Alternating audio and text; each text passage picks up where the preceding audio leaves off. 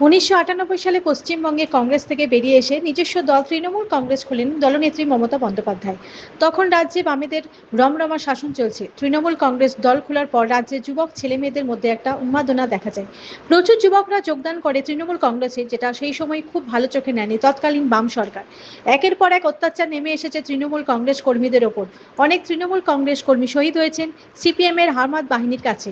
শনিবার দিনে 1998 সালে পঞ্চায়েত নির্বাচনের পরের দিন পূর্ব বর্ধমানের জামালপুরে ঝাড়গ্রাম অঞ্চলের মরাবাদ গ্রামে ফিরদৌস রহমানকে নির্মমভাবে হত্যা করে সিপিএম এর হারমাত বাহিনী দলের জন্য সেদিন শহীদ হতে হয় ফিরদৌস রহমানকে। সেদিন জামালপুরে ছুটে আসেন তৎকালীন বিরোধী নেত্রী মমতা বন্দ্যোপাধ্যায়। তারপর থেকে প্রতি বছর আজকের দিনে ফিরদৌস রহমানের শহীদ বেদিতে মাল্যদান করে তাকে সম্মান এবং শ্রদ্ধা জানান তৃণমূল কংগ্রেস।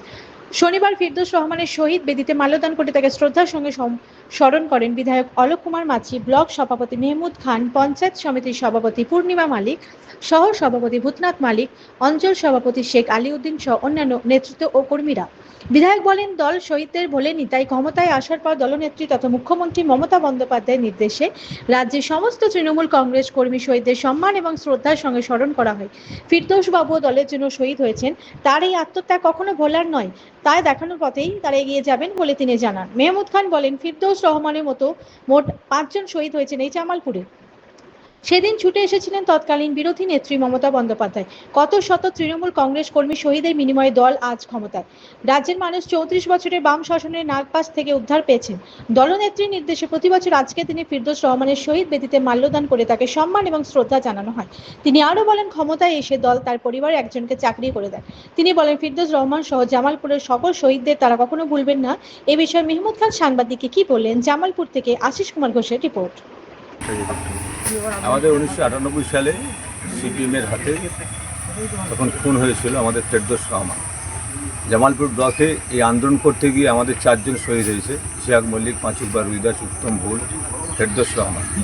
আজকে তার মৃত্যুদিন, আজকে 28তম আমাদের মৃত্যু দিবস। এবং আমরা সেই মুহূর্তে মারা যাবার পরেই আমাদের মমতা বন্দ্যোপাধ্যায়, আমাদের নেত্রী, উনি কিন্তু এসে পৌঁছেছিলেন এই এলাকায়।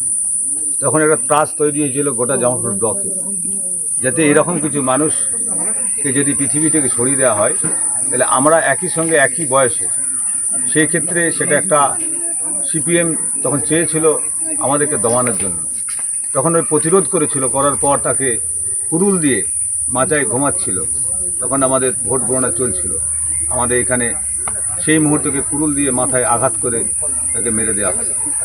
আজকে তারই স্মরণেই আমরা আজকে এখানে আমাদের বিধায়ক, আমাদের অলোক কুমার মাঝি এবং আমাদের অঞ্চল সভাপতি আলাউদ্দিন সাহেব এবং ব্লক তৃণমূল কংগ্রেসের কমিটির মেম্বার আমাদের মান্না সাহেব আছেন, আমাদের সংখ্যালঘু সেলের সভাপতি ওয়াসিম আছে, আমাদের পঞ্চায়েত সমিতির সভাপতি পূর্ণিমা মালিক আছেন, আমাদের সহসভাপতি ভূতনাথ মালিক আছেন, আমাদের প্রধান আছেন, উপপ্রধান আছেন এবং তৃণমূল কংগ্রেসের যারা সৈনিক তারা আছেন।